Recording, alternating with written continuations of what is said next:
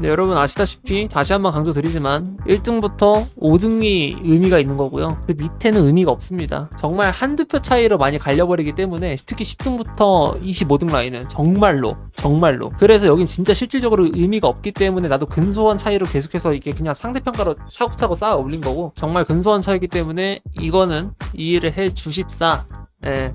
욕먹어도 딱히 이제 불만은 없게끔 받아들일 테니까 눈치 보고 그런 건 아니고 그렇다고 쌩꼬집을 부리고 한 건 아니고 내가 기억했던 활약상으로만 나열한 거라서 내가 못 본 경기가 있을 수도 있지. 솔직히 다 보진 못했으니까 그냥 라이트하게 순위 한번 나열해보고 얼마나 맞는지 예상해보는 거 해볼까 하는데 위에서부터 이게 순위대로 내려오면 될 것 같은데 사실 여기서 25인까지만 맞추면 되긴 하거든요 여러분. 30인을 다 하지 않을 거 아니야. 내 기억상 30등까지가 안 나오는 걸로 알고 있는데 이렇게만 맞춰도 충분한 걸로 알거든요. 2025 발롱도르 상위 25인 명단 및 순위 예측. 자, 누가 들어가는 게 좋을까? 갖다 던져도 될 것 같은 애들부터 먼저 올리면 되는데 이게 어떻게 보면 상당히 공격적인 조치가 될 수 있기 때문에 조금 걱정이 되거든요. 지금 내가 예상 명단 같은 걸 적어 놓으면서 한번 나눠봐야 이게 그래도 정리가 되면서 얘기를 할 수가 있을 것 같아가지고 지금 진짜 완전 와일드하게 해보는 거거든요. 와, 근데 이게 확실히 발롱도르 투표가 공격수들한테 너무 유리하다 보니까 그것까지 감안하면서 예상을 하려고 하니까 또 이게 애매해지긴 하네요. 개 어려운데? 잠시만. 야, 이거 어떻게 나누냐? 5명의 누락 명단을 내가 예상을 해야 되네? 일단 명단 중에서 제가 누락 명단부터 먼저 발표를 하겠습니다. 첫 번째, 빅토르 요케레스 누락시킵니다. UEFA 챔피언스 리그에서 생각보다 존재감 없었고 그리고 스포르팅을 그렇게 구하지 못했다는 생각이 들어요. 리그 내에서 폭격을 많이 하긴 했지만 근데 그럼에도 불구하고 발롱도르기 때문에 박하게 봐야 돼서 뺐고요. 두 번째가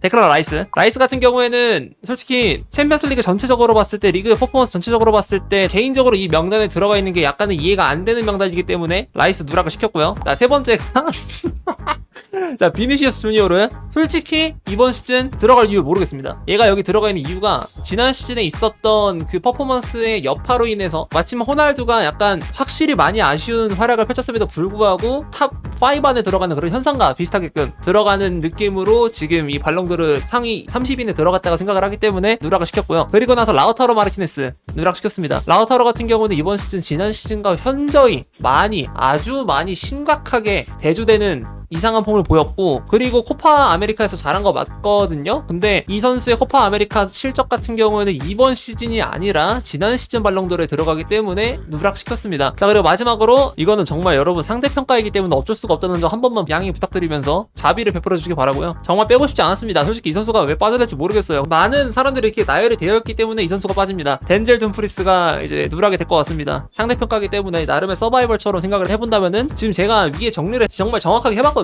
세밀하게. 얘가 빠져야 돼요. 난 얘를 딱히 빼고 싶지 않았거든. 왜냐면 이번 시즌 잘했어요. 근데 어쩔 수 없긴 해. 상대평가잖아. 제가 그룹을 5, 10, 10으로 나눴어요. 이제 25명이 쫙 있잖아요. 5, 10, 10으로 나눠가지고 분류를 해볼 텐데 자, 일단 25등에 폴 팔머 넣고 싶지 않아요. 당연히 이 선수가 너무 잘한 거 알고 있고 근데 이게 지금 위에 명단을 보면은 얘를 어쩔 수 없이 25등에 박아야 합니다. 파머가 너무 잘했지만 이번 시즌에서 후반기에 저조했던 퍼포먼스 같은 경우에도 좀 염두해 볼 부분이 있고 나머지 명단을 보면 충분히 납득이 되기 때문에 추가 부연 설명 없이 빠르게 넘어가도록 하겠습니다. 자, 그 다음에 이제 엘링 홀란입니다. 잘하긴 했죠. 전반기에 최적의 페이스 커리어 역사상 가장 환상적인 스타트 라인을 끊어놓고 가고 있었는데 스테이 험블 발언 이후부터 굉장히 저조한 활약을 보이면서 그리고 부상도 당해버리고 실질적으로 팀에 큰 도움이 되지 못하는 형식으로 흘러나갔기 때문에 네임밸류에 비해서 많이 아쉬웠다고 생각을 해서 누락 명단까지는 아니지만 24등에 랭크시키기로 했고 자, 여러분 그 다음이 플로리안 비르츠입니다. 분명 납득 안 되는 사람 있을 거예요. 알아요. 아는데 나도 이 친구 되게 좋아하는데 얘 말고 여기 들어갈 사람이 없어요. 막상 세어보잖아요. 들어갈 거 없고 비르츠 같은 경우에는 굉장히 중요한 순간마다 부상으로 결장을 하는 바람에 레버쿠젠의 마지막 희망이 부러진 느낌도 있고 그리고 퍼포먼스적으로도 지난 시즌보다는 상대적으로 아쉬웠고 잘했던 건 분명히 맞는데 어쩔 수 없이 빠지게 됐다. 왜냐면 이건 상대평가니까. 자, 그 다음에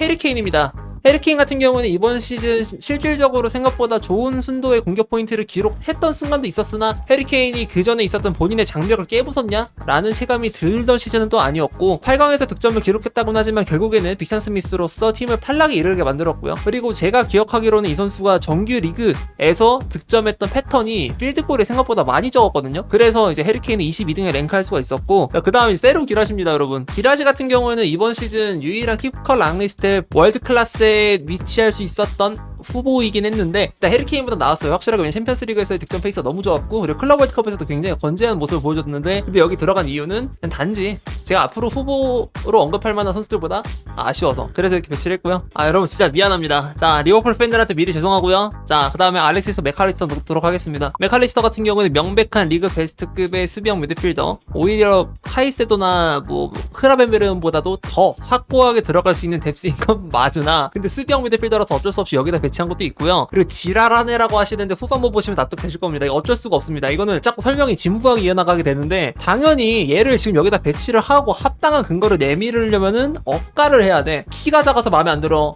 아르헨티나 사람이어서 마음에 안 들어, 아르헨티나 사람인데 뭐 아일랜드 핏줄이라서 마음에 안 들어, 뭐 이런 식으로 존나 말도 안 되는 억가를 해야 되는데, 그러는 것보다는 그냥 위에를 보면서 쇼앤프루브를 해야 이렇게 보여주는 게 맞다고 보여져서. 자, 그 다음에 19등에 벨링엄 배치했습니다. 벨링엄 같은 경우는 이번 시즌 굉장히 많은 전술적인 희생을 당했었고, 기형적인 포지션 상에서도 혼자서 버팀목이 되어주면서 레알 마드리드가 그나마 경쟁력을 가질 수 있게끔 많이 힘을 써줬는데, 그럼에도 불구하고 결국에 팀을 보내지 못했다는 점에 기인해서 어쩔 수 없이 넣었어요. 메갈리스터보다 더 힘든 싸움을 했다는 점에 추가 점수를 부여해서 19위에다가 배치를 했고요. 그 다음에 스컷 맥토미니 넣도록 하겠습니다. 나폴리가 이번 시즌 승점을 벌어오는 데 있어서 거의 30%에 달하는 승점을 얘가 다 캤거든요. 챔피언스 리그나 유로파 리그나 컨퍼런스 리그 등등등 유럽 대항전이 없었음에도 불구하고 굉장히 높은 순도의 활약을 보여왔기 때문에 이번 시즌만큼은 그래도 18등까지는 랭크를 해볼 수는 있을 것 같아요. 여러 번 다시 말씀드리지만 18등이 22등으로 내려가도 되고, 이건 순위 변동이 크게 일어날 수 있어요. 근데 그냥 지금으로 봤을 때 이번 시즌에 한정 지었을 때 이미지 같은 걸로 이 선수에 관한 낙인을 찍어서는 안 되고, 홍대병 절대 아니고 맹세코 시즌에 관한 활약상이나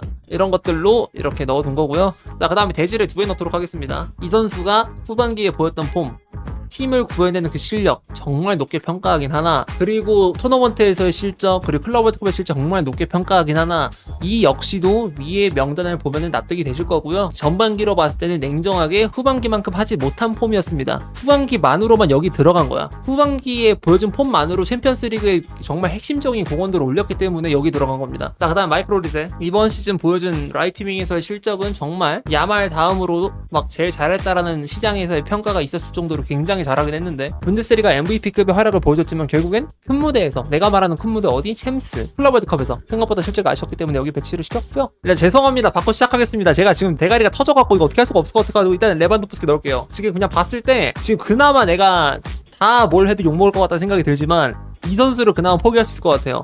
로베르토 레반도프스키 받고, 나 진짜 지금 안 아프게 맡기라는 걸 하고 있거든요. 근데 그딴 건 없네. 엉덩이 빼봤자 매는 들어오고 엉덩이 터지고. 야, 이거 진짜 대가리 존나 터진다. 야, 지금 고민 중인 게 버질 반다이크로 넣어야 되나 아니면 파비안 루이스로 넣어야 되나, 둘 중 하나거든요. 이건 반다이크가 맞다. 버질 반다이크. 아직 살라가 언급되진 않았으나 이번 시즌 해냈던 실적 대비 굉장히 높은 순위라고 전 생각을 하고요. 이것도 제가 욕을 먹어도 욕을 먹겠습니다만, 상대적으로 생각을 해봤을 때 그나마 포기할 수 있는 카드가 이 카드라서 역시나 이걸 골랐고, 솔직히 말해서 개인의 퍼포먼스에 관해서는 흠이 별로 없긴 했어요. 그럼에도 불구하고 여기 박을 수밖에 없었습니다. 자, 그 다음에 파비안 루이스. PSG 3미들 중에서 그나마 가장 서열이 낮다라고 볼 수 있는 카드인 것 같아서 여기다가 배치를 했고, 그리고 이 선수가 역시나 클러치를 많이 보이긴 했으나 이것 또한 위에 명단을 보면 납득이 되실 거고요. 자, 그 다음에 잘루이지 돈나룸마. 맨시티전을 기점으로 대단한 각성을 선보이면서 토너먼트에서 키퍼가 잘하면 어떻게 되는지를 보여줬고요. 이거는 클럽 월드컵까지 이어졌고, 나는 전에 영상에서 말했던 것처럼 클럽 월드컵 그 대회에서 최고의 키퍼는 돈나룸마라고 생각을 했어. 근데도 불구하고 왜 여기 들어갔냐? 키퍼라서. 자, 그 다음에 주앙 네베스. 제가 스카우트 리포트 때부터 존나 빨았던 선수죠. 이 선수 같은 경우에는 이번 시즌 육각형 미드필더로서 PSG에서 에너제틱함을 담당하면서 PSG에게 큰 도움을 줬고, PSG 3미들은 이렇게 뛰어야 되는구나가 딱 드러나는 완벽함으로, 이런 식으로 어린 선수에게 빅사이닝을 하면 성공할 수가 있구나, 스카우팅이 중요함을 느끼기도 해줬고. 자, 그 다음에 누노 멘데스. 완성형 풀백이죠. 그냥 뭐 안으로 붙여서 뭐 인버티드 풀백으로 써도 되고, 오버래핑 시켰을 때도 얼마나 스피드가 빠르고, 그리고 역발 시퀀스에서도 약발 슈팅을 가져갔을 때 어떤 빠따가 있고, 연습을 하면 이만큼까지 도달할 수가 있겠구나라는 걸 또 체감시켜준 선수기도 하고, 누노 멘데스 여기 배치를 했고. 자, 그 다음에 비티냐. PSG 3미들 중에서 제일 잘했습니다. 솔직히 이 선수보다 가장 완벽했던 PSG 3미들의 파츠는 없었다고 생각을 해요. 그래서 여기 넣었고, 그 다음이 아슈라프 하키미. 하키미 같은 경우에는 진짜 다니 알베스 이후로 느껴보는 최고의 쾌감 중 하나였고, 되게 클래식했거든요. 사실 인버티드 롤 이런 거 그냥 신경 안 쓰고 정말 우직하게 순정파로서 터치라인하고 상대 페널티 박스 안으로만 침투를 계속 가져갔는데 전성기 시절 바르셀로나가 펩의 지휘 아래에서 풀백을 오버래핑 시키는 축구를 했을 때 그게 가능했던 이유는 알베스가 오버래핑을 했을 때 웬만한 공격수만큼의 퀄리티를 보여주는 게 가능했기 때문에 그게 성립이 됐던 조건이었거든. 근데 나중 가서 펩이 오버래핑하는 시스템을 맨시티에 이식을 했을 때, 바이언에 이식을 했을 때 이와 동일한 효율은 안 나왔거든요. 근데 하키미 같은 경우에는 그게 가능하게끔 해준 선수라고 생각을 해서 여기 넣었습니다. 그 말은 즉 이 선수가 시대를 역행하는 정말 대단한 성능을 지녔고 대단한 어비를 지닌 선수라서 들어갈 수 있다고 말을 하는 거고요. 자, 그 다음에 흐비차 크바라츠켈리아로 넣었습니다. 아니다, 잠깐만 흐비차 잠깐만 고민할게요. 흐비차 은바페 은바페 넣자.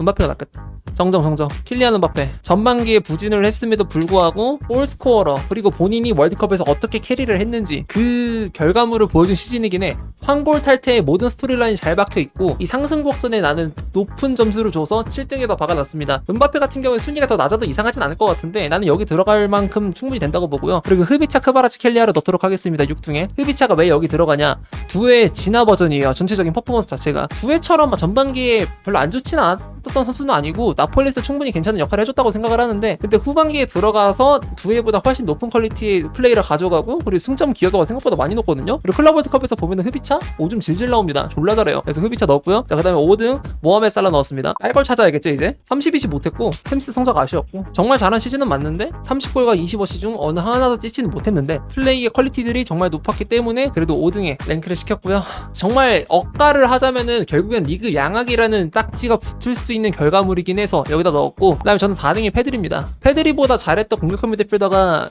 이번 시즌에 없었다 생각함. 공격형 미드필더를 굳이 규정 지을 필요도 없어. 그냥 전체 미드필더 중에서 얘보다 잘했던 선수가 저는 딱히 없었던 것 같긴 해요. 개인적으로 내 취향 때문에 올려놓은 것도 있어요. 근데 이게 고평가가 어느 부분에서는 충분히 납득이 될 수 있는 부분이라고 생각해서 일단 당당하게 4등에다 내밀었고요. 그 다음에는 뭐 예상하다시피 하피냐 같은 경우에는 결과론주의적인 시선에서는 정말 환상적인 스탯, XG값 대비 득점 개수가 뭐 플러스 6, 플러스 7 이렇게 찍히던 선수고 라리가에서도 득점 순도가 굉장히 좋았긴 했는데 가장 중요한 스탯은 올이라고는 하지만 근데 그 메이킹을 누가 해줬는지를 보게 된다면 그건 07년생의 라민 야말이었습니다. 야말을 여기다 넣고요. 자동으로 덴벨레가 1등에 올라가게 됩니다. 하피냐가 야말보다 높다라 생각하는 것도 충분히 공감은 하는데 야말의 플레이가 정말 스페셜했다고 생각을 하고, 그리고 하피냐 같은 경우는 경기가 아쉬워도 스탯으로 좀 더 평점을 올렸던 부분도 있다고 생각을 해서 그래서 나는 야말을 넣었어요. 설명이 되게 장황해지고 두서가 없어 보이고 뭔가 잘 알지 못하면서 이렇게 나열한 느낌이 좀 있긴 한데 어쨌든 저는 이렇게 최종적으로 마무리할 수 있을 것 같습니다. 덴벨레는 솔직히 말해서 이겨낼 여지가 없다고 생각해요. 야말이 받긴 힘들 것 같아요. 확실히. 왜냐면 야말이 이번에 받으려고 했으면은 최소한 네이션스 리그에서는 성과를 냈어야 되는데 그걸 하지도 못했고, 아니면 덴벨레가 클럽 월드컵에서 박았어야 되는데 부상 이후 복귀를 하자마자 괜찮게 했기 때문에 적어도 이번 시즌은 덴벨레한테만 가산점이 주어질 수밖에 없었던 모든 결과물들이 연속해서 일어나가지고 이건 덴벨레가 무조건 들어가야 될 것 같아요. 덴벨레 발롱도르를 받는 거를 되게 납득하지 못하는 편이긴 했으나 전체적으로 시즌을 돌아보고 봤을 때는 이렇게 될 수 있을 것 같아. 말은 예상이라고 했지만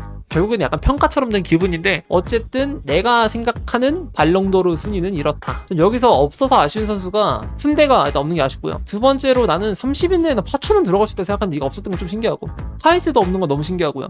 흐라벤베르도 솔직히 있을 법했다라고 생각해요. 그러니까 누군가 밀려난다면 반드시 있어야 된다가 아니라, 근데 없다는 것도 살짝 놀랍고, 내 예상안과 다르게 순위가 많이 벗어난 선수가 누구일지 생각을 해본다면 나는 첫 번째로 페드리일 것 같고요. 두 번째가 하키미일 것 같은데, 세 번째가 로베르토 레반도프스키. 페드리, 하키미, 레반도프스키가 그냥 왠지 내가 예상한 것보다 순위 변동폭이 클 것 같아. 레반도프스키가 되게 높게 평가돼 있고 페드리가 내가 생각한 것보다 되게 낮게 평가돼 있고 하키미는 조금 낮게 평가돼 있을 것 같아요. 내 예상엔. 평가 기준을 이제 다 하고 말씀드리자면 난 결국에 어느 누구한가한테는 모순되어 보이는 평가 기준일 수 있어도 큰 대회에서 잘했냐가 제일 중요한 것 같아요. 그 대회를 우승하게끔 만들어주는, 그 대회에서 높은 경쟁력을 보여주게끔 하는 그 능력, 이 능력의 비중이 얼만큼 높았냐를 봐야 될 것 같아. 단순 팀 커리어 이런 것보다. 팀 커리어도 보긴 하겠지만 그 비중도 되게 중요하다고 생각을 해서, 그래서 그 비중이 높아서 올라간 선수가 살라고요. 그 비중이 높아서 올라간 선수가 은바페고 그 비중이 높아서 올라간 선수가 반다이크고